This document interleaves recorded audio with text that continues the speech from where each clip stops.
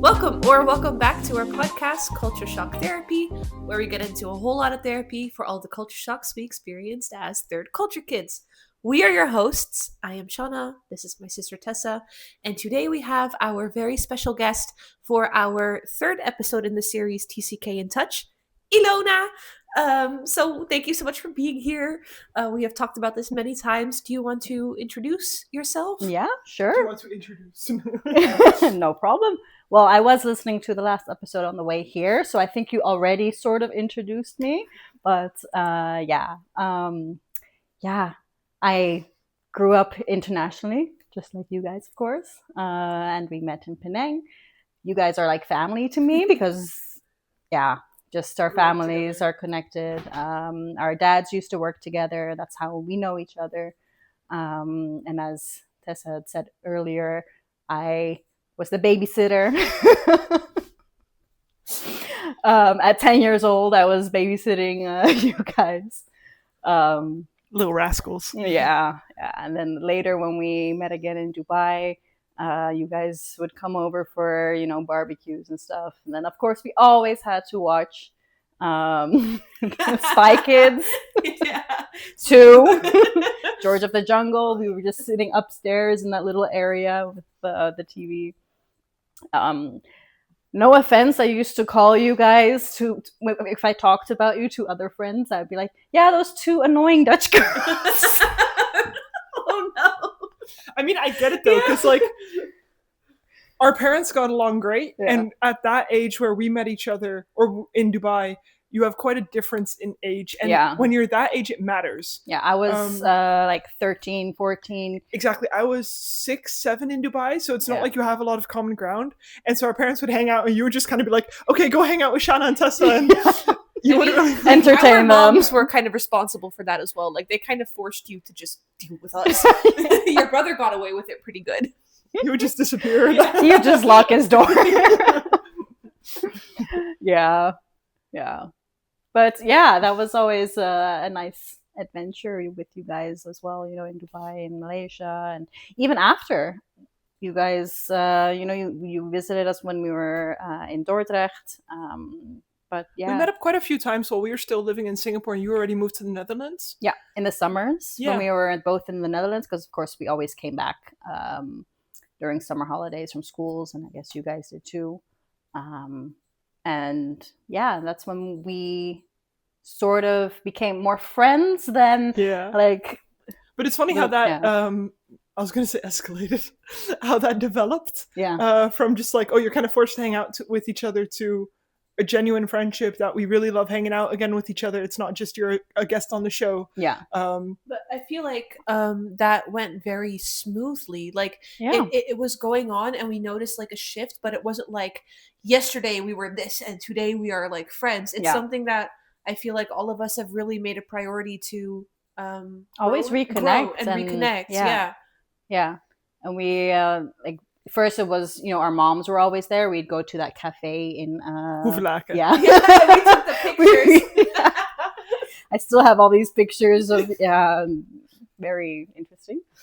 And I think it was the summer after that or something. Then you guys stayed over as well for a few days, and you were first with your grandparents, then you came to us, and then it was more of a friendship, I think. That was a good time. I feel like that was, I don't know how you experienced that, or you specifically, but for me, that I felt like this kind of maybe turning point shift in, we're going into more adult years. Like, I was 18, you were 16 maybe, and you were still, I think, maybe in uni or finishing up uni.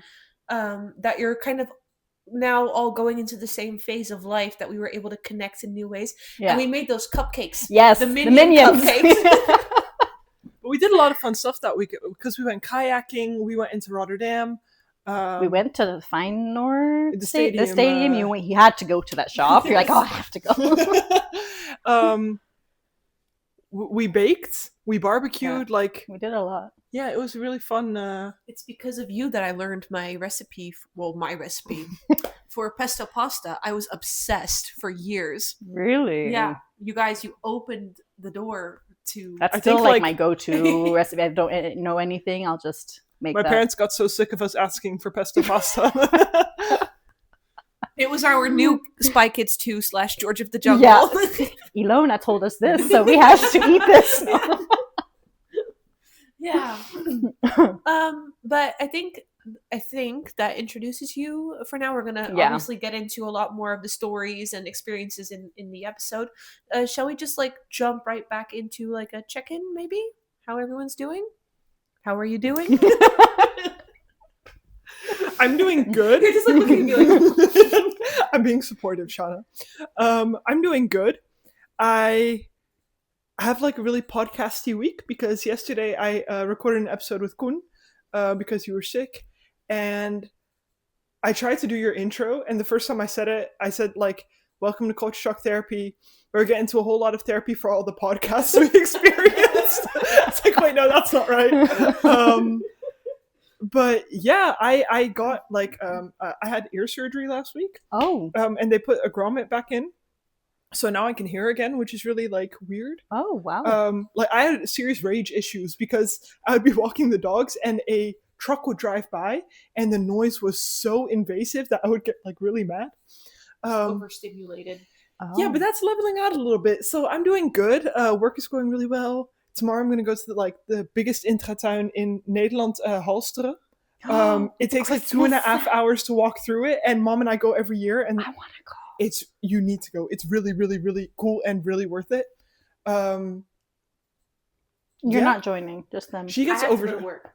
And we tried to get her to go with us before, and then we realized like she's going to be so overstimulated after hour 1 and just want to like storm through it, and that's not fun. So I do know that about myself more these days is I used to always be like if we would go like shopping for a day, I'm like, oh, I'm so excited, I have so much energy, this is gonna be like the best day ever, and then after 2 hours it's just done, over it, I want to go home. I'm like, everything annoys me. I think people walk too slow, they're in the way, why are you screaming, hurry up. And then I'm always like, why like I was like so filled with energy, but I can't do it for more than maybe 3 hours if it's like a good day. Yeah. But you guys know that now, because I remember in the beginning that was like weird. Why are you being so grumpy? I couldn't explain it, but then now we all know when we take breaks. After therapy. Yeah. It's just ultra overstimulation. So, taking that to lead into, how are you doing? I'm doing good. I enjoyed my drive over. I love autumn. The colors, especially here near Amersfoort, the Veluwe. I was just like, I love this time of year. I want to take more pictures because I used to take a lot of pictures, but I haven't done that in a while. So I want to do that. But yeah, other than that, this week is fine. My manager's on holiday, so that's, also nice. Always a stress relief. No, just kidding. If he's listening. We've had to do that so many times. The colleagues, if you're listening, we like you. No, because he did mention he knew. We talked about this. But yeah, no, things are good. Good to hear. Good to hear. And happy to see you guys, of course, always. and doing this. Yeah, I'm excited. Yeah, it's like a one-off, but we're very good now in like the span of 6 weeks to see each other a few times. We had the housewarming, then we're going for my dinner, and then I'm seeing you again. Yeah. Yeah, she's coming to see the place where I live now. Oh, I was going to say like. Yet. We also have one-on-ones. We'll have one-on-ones. So. Yeah. That's 2. Sorry. How are you doing? I am doing fine. I'm a little bit hyper today, I've noticed. Also at work, I was just like, just like talking like that. What do you mean ADD? Other than that, just busy. I love autumn, but I hate that it's dark more. And also the wet stomped on leaves. Like they terrify me on my scooter. Yes, because you just go into like a full on slip and slide. Biking and rain and leaves. Yeah, don't love it. No. So on that note, can't wait for April when it's spring and there's daylight. But I mean, honestly, February is already a whole lot better because either you have like good snow or it just becomes like nice weather while it's still cold and you don't have the wetness like October. I really hope we get snow this year, though. I do too. It's been much too long, but it needs to be good snow, because this past year we had snow like twice and it was just like, you could see a little bit on the roofs of the cars and then it's gone. No. That's we not need snow. like proper snow, build a snowman kind of snow. Yeah. And then like, you can't go to work, sorry, because all the roads are blocked, and you just get a snow day. Yeah. But why? Because it's nice. If you have to deal with the cold, at least make it pretty and fun. Yeah, but like the snow, like by hour 3, it's all gray slush, it's frozen, and everybody's slipping around, and you can't drive safely, and all of the trains are canceled. But it's when you're inside, you see the white outside, it's nice and cozy. And be happy, the whole vibe. And be happy the trains are canceled, then you can't go to work, and you can just enjoy the snow from home. And take a nice walk, Yeah. Be positive, Shauna. I am positive. I just realized I don't like snow that much usually, but mostly I think it's beautiful. I think snowflakes and like the sun glow on the snow, it's absolutely gorgeous. What a hater. But it's such a major inconvenience. But see, you got to look at life through a different lens, because otherwise everything is major inconvenience. I'll take some nice pictures and you'll see it through that lens. Yeah. Okay, so enough about my hate on snow. Typically we kind of have like a theme or a topic that we discuss, and usually we discuss that 10 minutes before we film, which today we haven't. We thought we'd just kind of like go into it, right? Just talk about our experiences and like our time together, but also how you experience being a TCK, and maybe like if we have time, depending on how it goes, because I mean, you listen to us, it goes like from here to there and back and crisscross. It's a roller coaster. It's a roller coaster. So we'll just see where it goes. But you can just like, if you want, tell your TCK story. Yeah. And then we can, I guess, take it from there. Yeah, they'll probably dive in on bits and pieces all along the way. Yeah. And then get distracted. Yeah. I know that now. So just like you guys, of course, Dutch. But after a few months, we moved to Nigeria. So I was a baby there for 2 years, I believe. And actually, it's funny because on the episode I just listened to you guys in the car, you were saying about like the earliest memories and stuff, that you even remember things from when you're like 1 or 2 years old. And I still remember, also, even though there are videos and pictures, and stories, but there's still some instances where I'm like, oh, I remember doing that or seeing that. What's your earliest memory? I just remember, I don't know what the earliest one was, but I do remember once I was at a pool and I was thinking someone was my mom, tugging at the dress or something, and then realizing it wasn't my mom, and I got all scared. Oh, that's so sad. Yeah. And with Sinterklaas, that he was very scary, and I did not. I had the same thing. I refused to go to him, and I stayed on my uncle's lap. And Sinterklaas, the poor old man, had to come to me to give the presents because I just refused to go to him. Scary, not just Zwarte Pieten, but Sinterklaas. Yeah, that really brings me to a memory of Zwarte Piet, where your brother was Zwarte Piet, and we all made him, and he was trying to be like, no, I'm not him. And then one of them threatened to hit us with a stick. Was that Joost? No, it was a girl. It was a smaller girl. I think it was a girl. I don't know. They were all wearing wigs, and you can't really tell. Yeah. But the Roux, she came after us with it. And I think to distract us or whatever, but did you both know it was him? Yeah, I remember sitting in that place and like looking at him, like, I know you. And then he was like kind of like talking to his friend like this, like, I think they made me, and I'm like, I think you're Lars. How old were you? Like 8. Yeah, that's 6. Around the time where you're like. But I already knew he wasn't real. Oh, you already knew? Yeah, I confronted my parents with a lie at 6. At 6? It's like, I don't think this is true. And then my dad was like, you are correct, but you need to keep it a secret. Yeah, but at the same time, they never really like lied to us about that. No, they let us believe it. And it's fine. I mean, like, you let kids believe these things. I really don't know how I was here. Old when I found out. Really? Well, I was 9.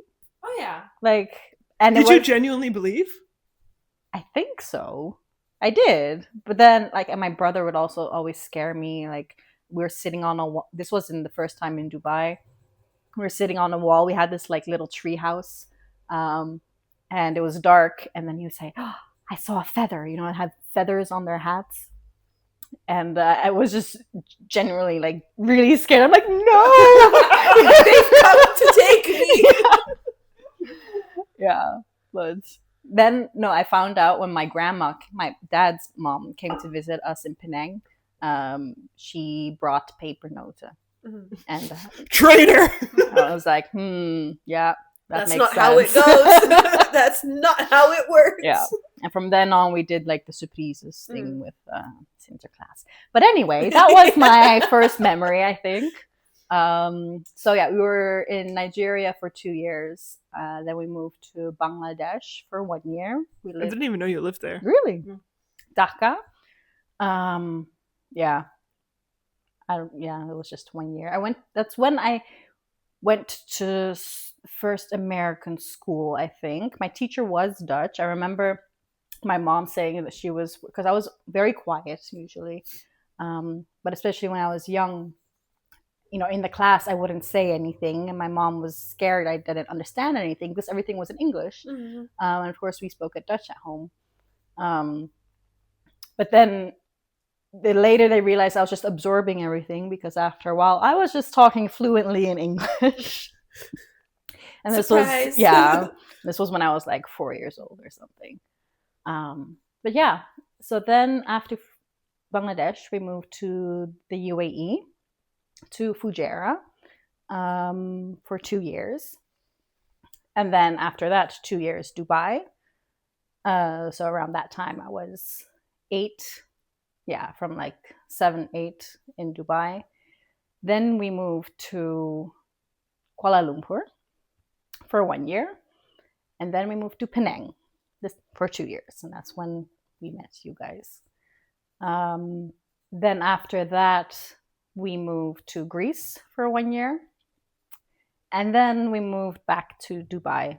And that's where I stayed in one school for 6 years. So that was good. You know, while I'm listening to this, I'm just realizing, like, growing up, we thought this was normal. And now, you know, the more adult we become and the longer we live here and hear other people's story, I'm thinking, like, this is wild. I'm just thinking the same thing. Like, damn, you moved a lot. Like, you guys did too.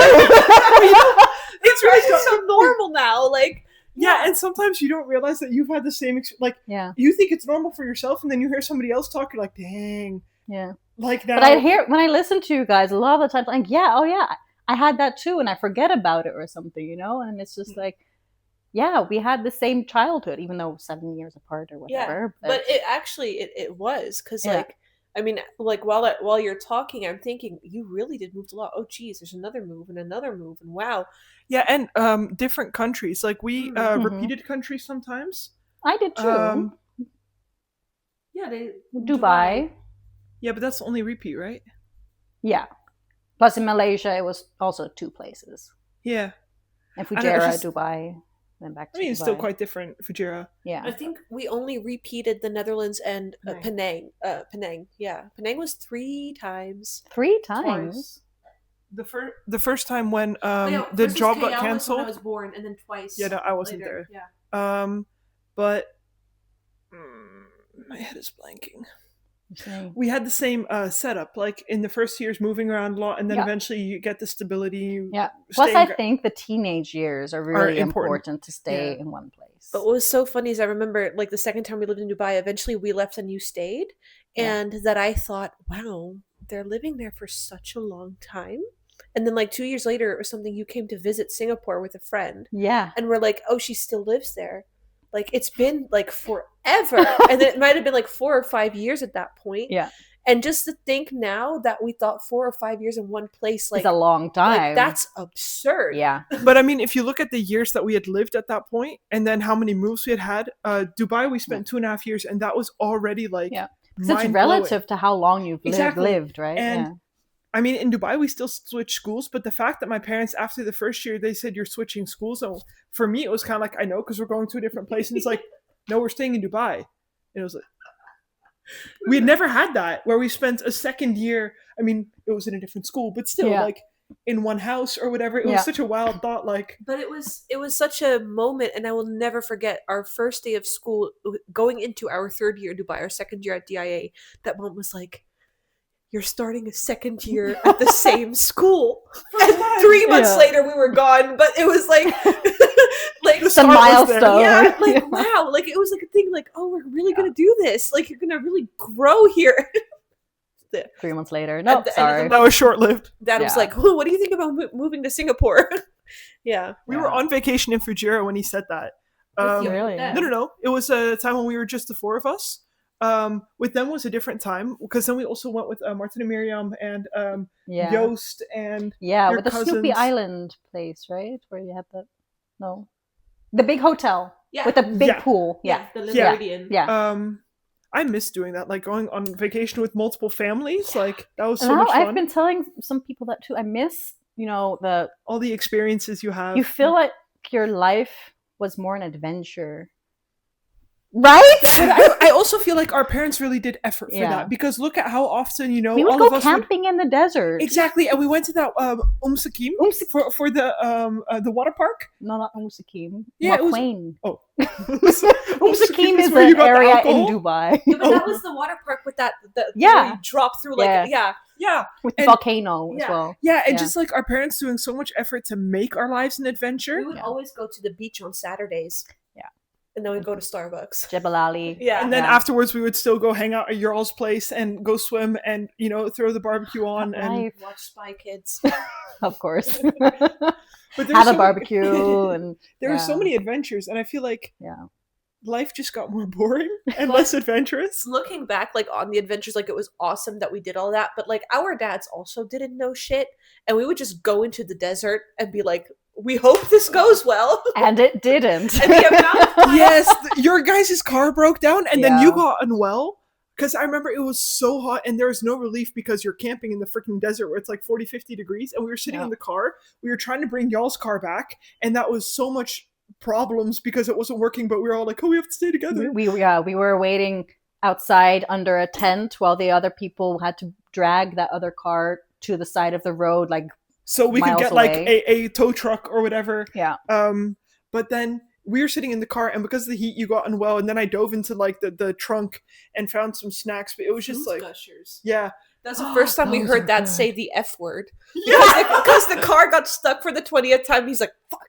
And we're like, you can't say that. And like, literally, I would have done the same thing. I mean, that stupid car in 50-degree heat, have to like bury it, or like take it out of like the big like sand pile. Yeah. But I miss that. I do, because it was, I mean, look at us now. It's 20 years later and we're still laughing about it. Guys, we're at the age where we could say 20 years ago we did this and that. It hurt me when my parents were getting rid of the camping gear from that time. Because they still brought it back to the Netherlands. They had it in Dordrecht. But then my parents divorced and they're sorting through stuff. And I'm just like, can't go camping anymore. And I mean, I hate camping. I genuinely hate camping. But I would go again if it was like in that. Like that. I wouldn't go to one of these Dutch camping things. No. It's different. It's so not the same. Not the same vibe. No, going to the toilet and then the shower. Nasty. I just want to pee in the sand. No. It has to be an adventure. That's not nasty. Exactly, but it was. Yeah. It was an adventure. And I miss life like that. It was also really fun when we went to hot tub pools. Yes. That in my memory is just something like a dream. Yeah. Because it was so and back then it wasn't as touristy. Now everyone goes there. Yeah, it's just not that cool or unique to go there anymore because it's such a tourist attraction. Because it was just us. I know. You went with school one time, and then we went with you guys, and you took your cousin, I think. Yeah, was there probably. too. We sang the Enrique Iglesias ping pong ball song. Oh, Talita. Yeah, and it was just like you said, there was nobody there. It was this really, really cool, place where you could dive off the. It's rocks. kind of like what I like if I watch the Lord of the Rings movies and they're at the part in Rivendell with the elves, like that. You guys haven't seen the Lord of the Rings movies? I have. but it's a long time ago. But like the etherealness of that water, and then the waterfall buried beneath like the rocks, it's just like makes me think of that. It's like a dream. Yeah, I miss because now they even have like these what do you call those, zip lines? Yeah. See, but then it's just like too. Yeah. It felt like same. It felt like a gem in the desert when we went. We liked it before it was cool. Yes. But like I went to Dubai like a few months ago as well, but because it's grown so much, you know, it's not like what you said before as well. Like you can't go back to that time. You miss that time, but if you go back, it's not the same. It's different people, different. Dubai itself, of course, is growing all the time. It's super busy, but I miss that time. You know, and then life was just going to school, going to the beach, going to the shopping mall, and I miss that like you didn't have to do any effort because your parents made fun plans. Yeah, so you just go with the flow. You don't know what you're doing on ride. Exactly, you don't know what you're doing Saturday, and you'll see because it's going to be fun. There's something on the in the planning, and I miss that. Now it's like if I have a weekend where I don't have really fun plans, I feel like I've wasted a weekend. Yeah. Or it's just like I'm not looking forward to the weekend, and you feel just kind of sad and whatever. Yeah. And I know that we didn't, it's not like every weekend we did a bunch of cool stuff, but that's what we remember. Yeah, it made a lot of impact, and then also because I think our parents were always really intentional with doing things as a group. Like it was a really tight knit. That's the thing with expat life, though. Like here in the Netherlands, everyone has their family and they already have their friends from their childhood or whatever. But there, you connect as a community. Like, of course, we had the Dutch group. We had those Dutch celebrations that we with Sinterklaas Koning. Yeah, but I don't feel like we really stuck to that. Like, how sometimes expats can get very cliquey with, we want to stay Dutch here. Yeah, we weren't like that because then we also like. My dad would invite his colleagues over for barbecues and for parties and bring all the people together. And that just happens a lot less here, I feel like. I mean, society itself has become more individualistic. So if we were to be growing up in 2025 in Dubai, it would already be different than how we grew up back in like early 2000s. Yeah. And I feel like the expat community is just a very different type of people. Yeah. Or you become a different type of people because, you become an expat. Yeah. It's because your friends there become your family. Exactly. So you're replacing something that you miss at home, and you start to look at relationships differently and how valuable your time together is because it's not, I think people here might not always think, and I'm filling this in for them, but their friends are probably always going to be here, so you don't have to.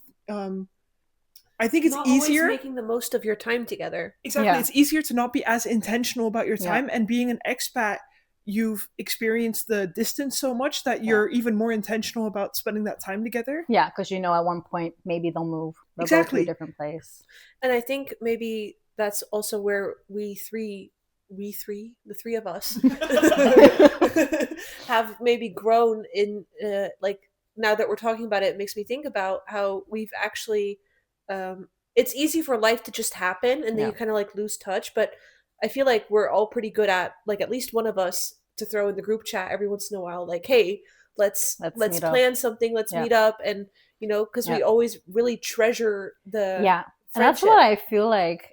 I like right now I'm also always the one in other friend groups saying like, hey, let's plan something, let's do something. Well, I feel like others are like, oh, we'll just see, or they're too busy with their lives. But I like to plan things, and I want to know, just like we said before, as soon as you've had one meetup, already plan the next one. That way you make sure that it's continuous. Yeah. Because honestly, as well, I feel like hangouts here are often the same.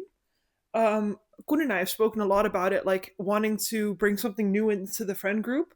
Like, hey, let's not just hang out and drink beer every Saturday, but let's go do something and experience something. So there's more. You're not always growth. Yeah. And you experience each other in different situations and stuff. And you experience adventures together because all of your beer moments are going to blend into one because it's the same every week. And you're just hungover every weekend. You're not going to remember like, oh, remember that time we drank beer? And exactly, because, oh, wait, that was like every week for a certain period. But it's difficult as well because, it's easy to fall into the perpetual thing of, oh, let's just hang out. It's easy. And I mean, we have a baby now, so that makes things more difficult. And I don't want to always like bring him to my parents or whatever. Yeah. Because I like him being part of the friend group as well. Yeah. I think it's a point though, because like now also just like looking back, the first thing we talk about our shared experiences is like those cool camping trips or like when we go on holiday together or things like that. Yeah. The only thing I remember is the first time the three of us got drunk together. But that was like a like kind of like a special coming of age moment.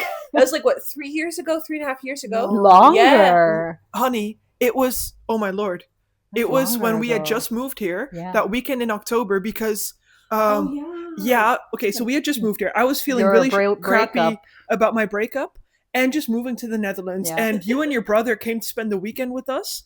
And for me, that was like such a breather because I got to be Singapore Tessa or TCK Tessa again. Yeah. And you guys could give me insights and like, hey, we went through the same thing. Yeah. This is what you can expect. And it helped me to think like, okay, I need to give it another try here instead of like running way back to Singapore. Yeah. And you, my lady, were messaging with your now partner, but back then you weren't together yet. And he worked in the bar that we went to.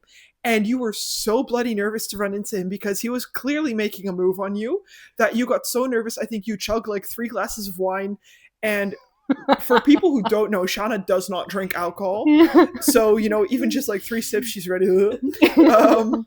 And I think Lars was the only one that was sober.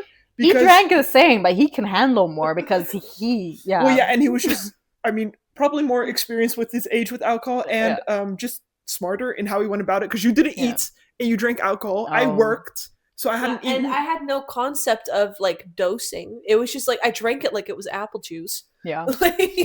And then we tried walking home, and that was like an adventure in itself. Yeah. And I remember there being like these tracks on the ground, and I was like, "This was such a big bike." And Lars was like, remember it was a trekker, it's okay. And I'm like, it was a really big bike. And you and Shauna got Teddy and the fly swatter, like, oh, we're having a wedding. We're gonna get married. the Teddy. But how did that even happen? Like, I remember that happened, but what was the intro to this? Like, what made us think we're gonna do this now? I don't think it was a very conscious choice of let's get drunk. No. It was just no, but the marrying Teddy thing. Oh. I have no idea. There was this Teddy in the room, and I just grabbed it, and I think it was Shauna then who said, "Oh, I'm gonna marry you," and I don't know. Which is funny because like the Teddy was 2 exes ago that gave it to you. No, I gave it to you, but you named after that ex. I gave it to you after your knee surgery. No, just kidding. It was Chino. Chino. Yeah, no, just kidding. Too many exes, too many Teddys. Was this the same meetup that I sent that video the other day? When we were in the because that was the picnic. We went to the we grabbed Starbucks and then we had a picnic, and I remember eventually I had to go to the toilet and I walked to the library, but it was like a really long walk, and y'all came looking for me because you thought I got kidnapped or something. I don't remember that. I do, because y'all were like, oh my gosh, we found you. We thought something happened. And I was like, I just needed to pee. That was that anyway, yes. How did we get to this topic? I don't know. This is literally us, like, every episode. Like, what were we actually talking about? That was when we bond. It was breakthrough. Yeah, we're talking about, well, no, we were talking about, like, the things that we remember doing together. And how the first time getting drunk in our case was, like, a coming of age type thing. Yeah. And that's why we remember it, because we don't usually, like, go drinking. We'll have a glass of wine. But that was, like, you guys connecting with us, us giving you guys advice on, because I was also, when you guys came to the Netherlands, because of growing up, okay, this is all over the place. Just go ahead. It's like nothing unusual here. Because of growing up internationally, going to American schools, international schools, I knew that, okay, I want to study in the Netherlands because I've never lived there. Maybe like a year maximum in between or something. But I knew I wanted to study in English because I never was educated in Dutch. And I had Dutch lessons, speaking Dutch at home, but it's not the same. No. I even did exams in Dutch as the self-taught language. But I was, the education language it's different. So I was okay, I want to study in English. So when you guys came to the Netherlands, I knew you guys were doing social work and it was in Dutch. And I was just impressed that you guys did that, because I was like... You won't be as impressed when you read my first essay. I was hesitant because I was like, I don't know if that's the best choice for you guys. It was not for me. I left school within the first year, and I remember my teachers being like, I don't have a clue what you're talking about in your papers. And like also like maybe you have stories like this too, but that professors would be like, do you have friends? Well, see, I went to Groningen and I studied psychology in English. For me, it was... also, of course, the first year was really difficult because my study, like 90% were Germans, 10% were internationals or even Dutch that grew up Dutch, not like me. But it was really hard to connect as well, like for you guys as well, because the Germans, they stuck together. And I would join them, but then they'd switch to German. I'm like, guys, I don't speak German. Auf Wiedersehen. Yeah. I feel really crappy, though. Like, it makes you feel a different kind of lonely. Yeah. And I didn't fit in with the internationals because I'm Dutch. You're Dutch, yeah. But I didn't fit in with the Dutch because... You're international. I'm international. And then you were also far from home. Yeah. It's not like you could easily go back to your brother or your parents like, hey... Well, my brother, he was on the other side of the country. He was in Eindhoven. And my parents were on the other side of the world, in Australia at that time. Yeah, but I feel like that, I think we've talked about it before as well, is being that... not being able to fit in with either or, because the internationals see you as Dutch, but the Dutch see you as internationals. So you don't fit in with either group, and neither kind of takes you in. That kind of loneliness, is what I experienced was a different kind of loneliness. But I do feel that having experienced that gives TCKs a different quality of being welcoming to others. By the way, okay, this is really random, but can you check the camera real quick? I'm always afraid that it's going to stop filming. Because with Karel that happened and we had to refilm. Really? Is it still okay? Yeah, that's okay. It's still filming then. Okay. Yeah, is it good? Yeah. Thank you. We're on minute 39. An hour 39, you mean? Or we're on minute 39? Oh, I thought you said we're on 8 minutes 39. Does it need to be charging? No, because then the mic thing, receiver can't go in. Oh, okay. But I have it on airplane mode, so... Okay.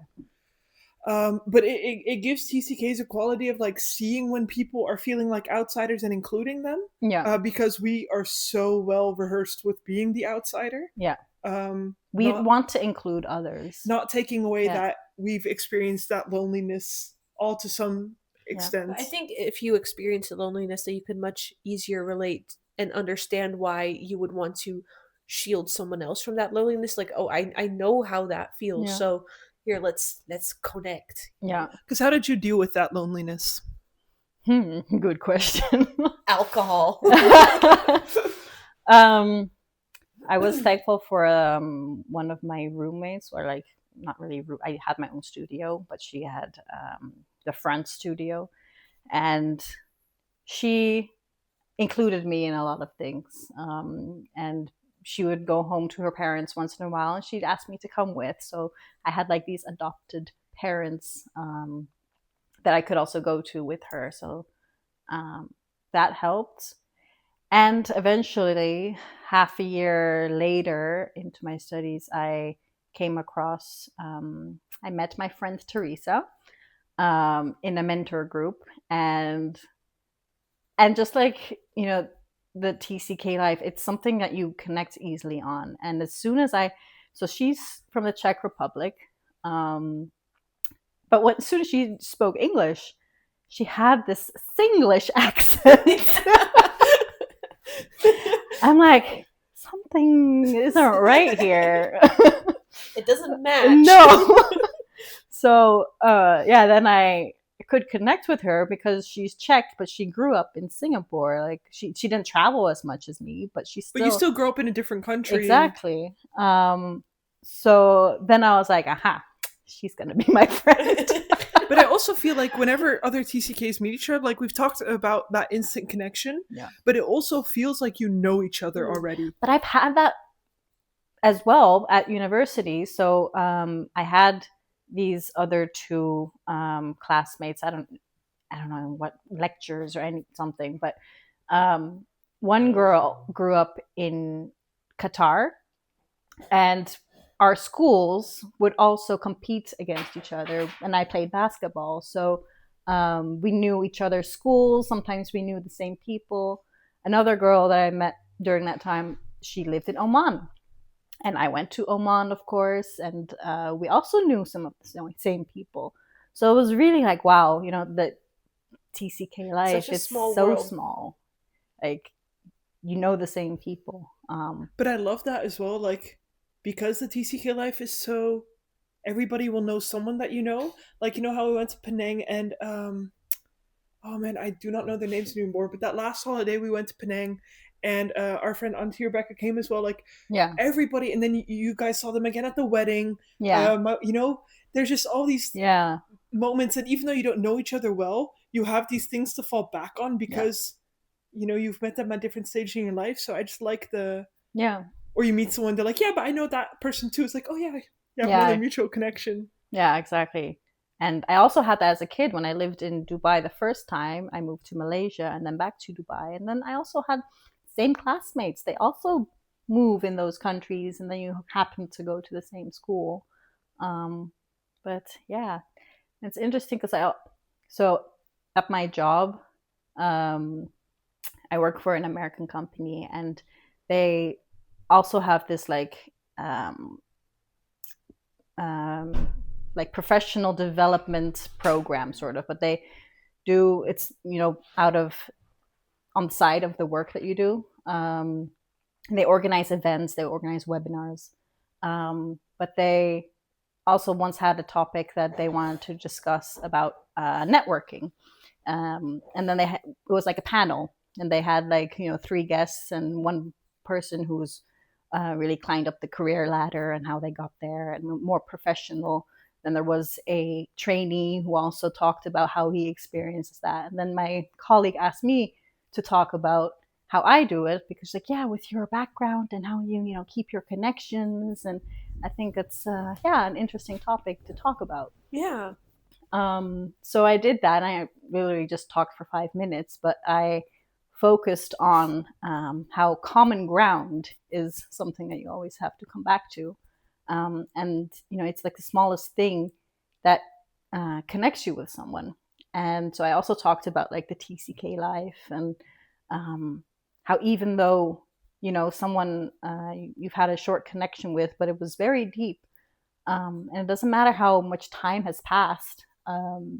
It can be years, and then you just message or call, and it's like no time has passed. So I encourage everyone, like, even if you're thinking about someone, I haven't talked to them in a long time, they probably forgot about me, just connect with them. You're just going to pick up where you left off. Yeah. And I feel like a lot of Dutch people are very like out of sight, out of mind. And I feel like as TCKs, we find it less weird when people contact us again after a long period of time, because we're used to that kind of contact. Like, hey, it's quiet for a little while. Yeah. Life happens, Exactly.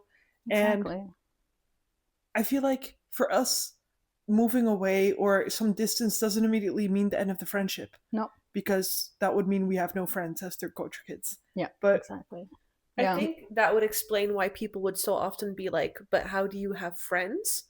Because I remember having like the conversation multiple times with people like, but if you don't see each other, how are you friends? It's like, but you don't need to just always see each other to be friends. No. Like, I mean, with us, it's definitely grown over time, but it used to kind of be like we wouldn't speak to each other for a year or longer, and then we'd see each other, and it's like nothing ever happened. With like Ariel, it's also like we would not speak to each other for like 3-4 years, and you see each other, it's like nothing ever happened. Yeah. But I also feel like with something that bonds TCKs as well is there's this unspoken, no need to explain things of feelings that we felt that are very specific to TCKs.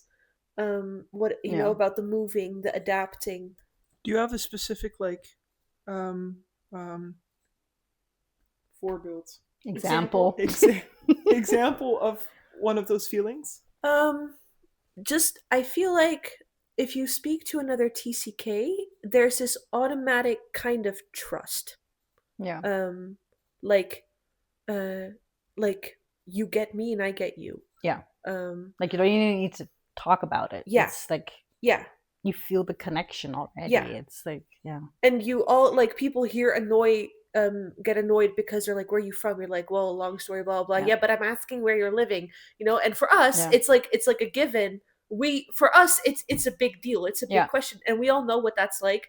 We all do the it's a long story, and I realize it depends when someone asks that question, because when I was growing up at schools, and it didn't matter what country, I would say I'm from the Netherlands, I'm Dutch, my parents are Dutch, I was born there, I identify as Dutch basically. But then you're in the Netherlands, you don't feel Dutch. So if they ask you here, you're like, okay, ready for the story? But I feel like that we mentioned it before as well, like it, depending on where you are is what you say. When we were in Singapore, we were Dutch, because we were very clearly not Singaporean. But whenever we were here, we would say we're Singaporean. And not with passport, but just like, we lived there, we grew up there. I feel like also out of all the places we lived, I think you as well, we identify the most with Singapore and the life and the food and the culture and the people. Because honestly, when we're talking about Dubai, like I know we lived there at the same time and I have fond memories of Dubai, but Dubai is not home to me. Yeah, because for you it was this much. It was 2.5 years. I mean, it was the second longest place we lived. Yeah. But it's not home to me. And I dreamt about Dubai last night because our dad came back from Dubai on Friday. Oh, really? Okay. And Shauna asked, is Ibn Battuta still the same? And he said it is exactly the same. He went there? He's his company has a contract with a hotel that's like connected to Ibn Battuta. Okay. And it just has memories, going there. And Shauna said there was like hieroglyphics, kind of this Egyptian thing in the bathrooms.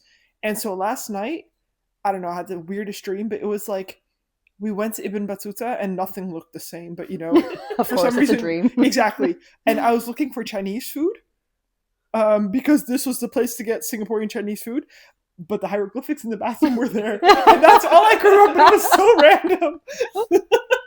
But like, if I because since we've lived here like for 5 years, the 5-year mark for me was a big deal for some reason. Because that was when I was like, oh shit. Wait till you're at 10 years. Oh gosh, yeah. It's crazy. But that was for me when I was really like, oh, it's like it's becoming less a part of me. And I remember we had a talk a few years ago about this when I interviewed you for school. Yeah. How like what kind of impact that has, and just like becoming more and more homesick to your previous life. Yeah. And it's so weird because I feel like with every day that passes by, you're a little bit less of that person you were when you were you're like, oh, I miss that time so much. And being like, I wish I didn't take it for granted, and I appreciated it, and I like what I wouldn't do to go back to that time. And just thinking like back then, like I'm like, oh, I can't wait to go to Holland and be done with moving. And my parents like, you're not going to think the same in a few years. I'm like, you don't know what you're talking about. And I don't know, it's just that part of you is becoming smaller and smaller. Like it's like it's only 18 years, 20 years of your life. 20, for me. For you, it's 20. Soon you're going to be 30. It's only, like you said, the perspective of of the longer you live, the smaller part of it is of your life. That's haunting, honestly, because it's been such a big part of your life, right? It was your life. That was you. Up until 18, you didn't know any different. So it's not like it was just like, oh, I experienced something cool when I was 16. No, this was your life. Yeah. And that was who you were. It was your identity. And I still talk about it today as if, oh yeah, that's me. Yeah. But then it's not here really. I am so many years later, and I do feel more Dutch than I did when I just moved here. But I'm still international. Yeah. You know, it honestly feels weird when someone asks now where I'm from. I feel obliged to say Nijkerk because Singapore was 8 or 9 years ago. Yeah. Like, I feel like if I had just moved here, I could still say I'm from Singapore, but now it's so long ago, like I'm holding on to something that I should let go or something. Yeah. Even though to me it's still so important, and I feel like TCKs get that, but I have to give a little shout out to my husband because he's really sweet in this. He's been buying me Singapore stuff. Oh. So like a Singapore coffee cup and a Singapore to-go cup, and he keeps looking on like Marketplace and Vinted to find these items to, like, give me a taste of home. Aww. And that's really sweet. So that's nice. Yeah. That's very sweet. Yeah. That's really sappy, but you know, it does help to like, you know, it's different for him to just like know that I grew up in Singapore and to actually actively try to include it in our life. Yeah. I'm going out to a authentic Indian restaurant on Friday, to Indian accent where we went with Dad last year. Where's our invite? I'm going with a friend. Food. Yeah, food. But it's like anything with food. Yeah, we ate there last year and it was phenomenal. Yeah. And I remember, like, other than the fact that I really love good food and that makes me happy, I was overjoyed that evening because I felt so at home and comfortable. We had such a good time.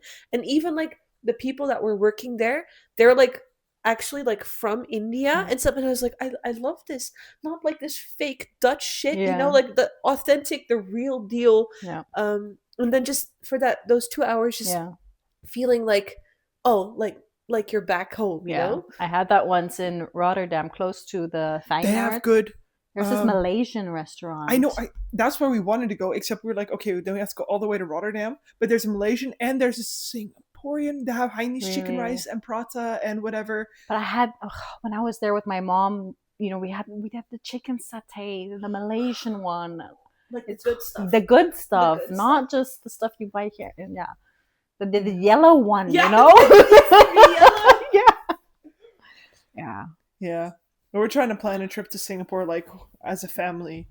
It's been moved up already like 3 times. I know. I remember you were planning. Like, and then I got pregnant, and you know, didn't want to go pregnant. Didn't want to go so quickly postpartum. And the thing is, like, you know, we talked about it. We're not going to do touristy things, really. Like, that would be fun. That beep is my dishwasher. It's going to go again like 3 times. Okay. But I was talking to my brother-in-law about this the other day, and I was like, no, I want to go to the water park that me and Shauna used to go to. I want to walk down the streets in, you know, the West Coast and things that just be nostalgic. Like, exactly. Just go to Ayurveda food court. Exactly. Things that other people would be like, this is what you're spending like thousands of bucks on. Like, yes, because this is who I am. That's what I did when I was in Dubai earlier this year. Of course, there's so many new things there that I'm also like, oh, it'd be cool to see. But I wanted to have the shawarma just from the food court. I had to have that. I had it like twice in those few days. Then, and then comforting. Just going to Marinat, I was like, I need to go there because just walking through there, sitting there, having coffee, looking at the birds, you know, that was what I liked. That was your life. Yeah. Doesn't it feel really weird though for you to like? No, okay, I'm gonna rephrase this. What did you notice in like how you felt in your identity being back there? It was very weird.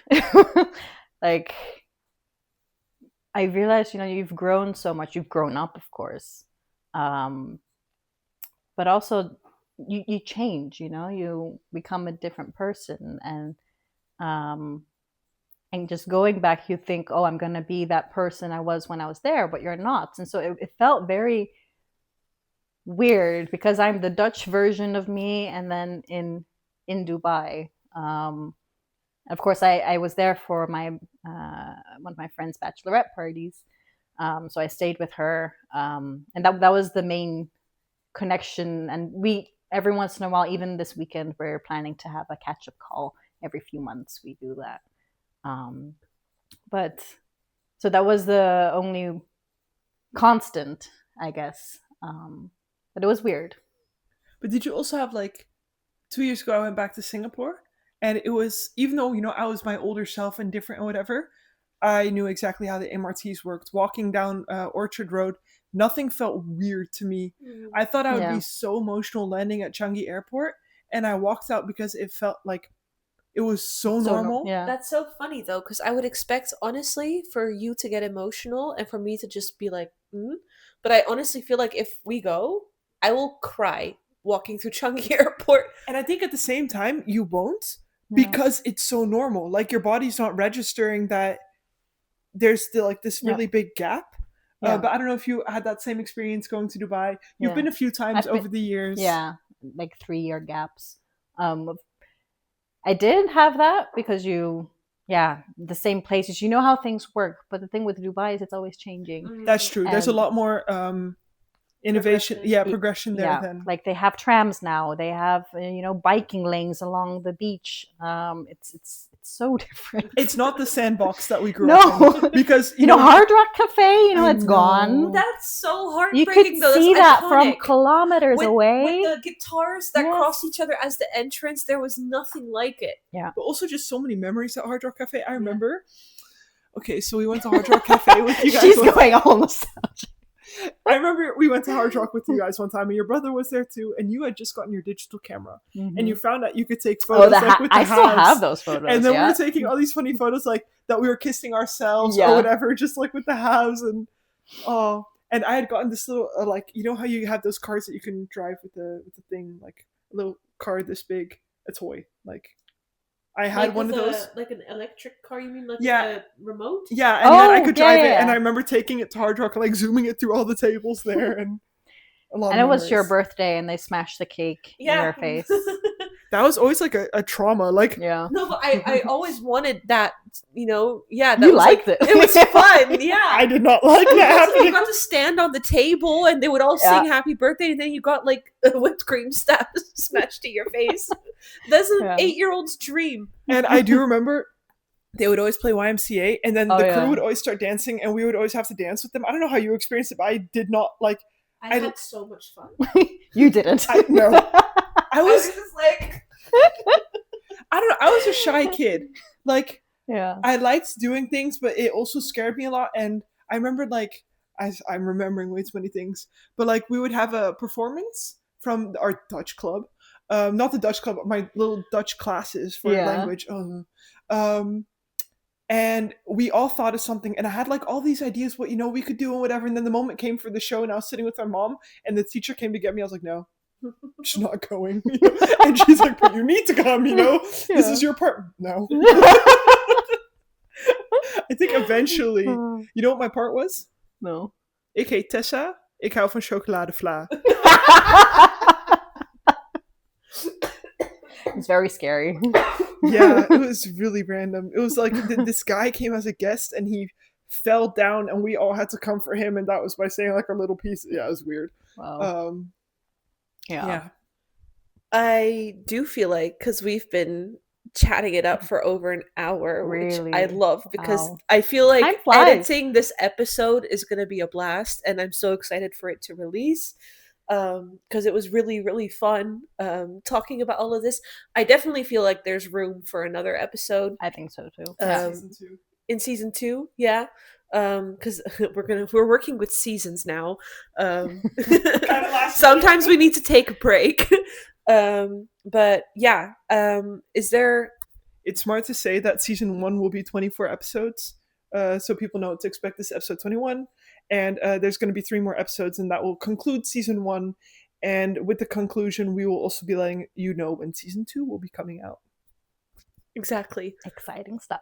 Do you have any? I want to say like finishing touches, but what I was going to say was final words, as if there's a death sentence. But I mean, like to finish this up. Was there anything that you would still like to share or note? There's probably a lot I still want to cover. And if you can't think of something specific to say, share your like biggest takeaway from TCK Life. Yeah, I was thinking, because of course I listened to the episode on the way here from last week. Or wait, that's probably a few weeks ago. I don't know. It was out today, where you also talked about the takeaways and also from TCK Life, and And I recognized a lot from what you guys said. You know, I wouldn't have it any other way. Like it's formed who I am. It's why I work at an international company. Like even today I was telling someone like where I worked before here was it was taken over by a company, but it was too Dutch for me. So it's really shaped, you know, where I work, what I decided to do. And, you know, even though I'm living in the Netherlands, I still want to keep that internationalness with Alive, me. Yeah. Even though, like, that door is still open for me. Like, he even said it at my work. Like, they have the headquarters in Tennessee. And I told them, you know, I would like some experience, you know, just going to your headquarters and experiencing what it's like there, perhaps on an assignment or something. But even if it's not at this company, maybe another one, I would still like to go abroad. But it's hard, you know, to like make that decision. Yeah, it's quite scary. And that was also something when I was trying to find my partner, you know, I also wanted someone that had or didn't have to grow up international, but still was open to it. And yeah, my partner now, he's very open to it. He's like, yeah, let's go to Portugal. So yeah, I look back on it very positively. And I also told myself if I had kids, I could put them in an international school or something, you know, at least experience the different cultures, because that just broadens your perspective. Yeah. Yeah. And I even hear it now at work as well. My previous manager was like, I think the way you've grown up, you adjust very easily. I'm very, you know, as soon as something comes up, I just change my perspective. Chameleon. Yeah, exactly. Yeah.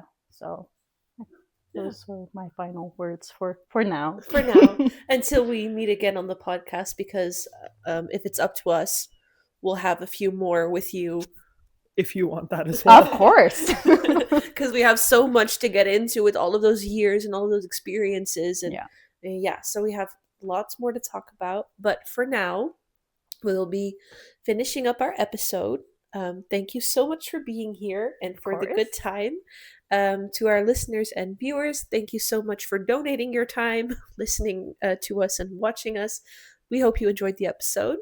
For a moment, I was like, donating? What? Since when do we get money for this? We don't. We don't earn any money from this. But I mean, if you want to donate, you know, feel free. But hey, time is money, yeah? So they're donating their time. So I've donated 1 hour. We appreciate y'all's interest, and like, comment, share, subscribe, the whole Ram Bam fam.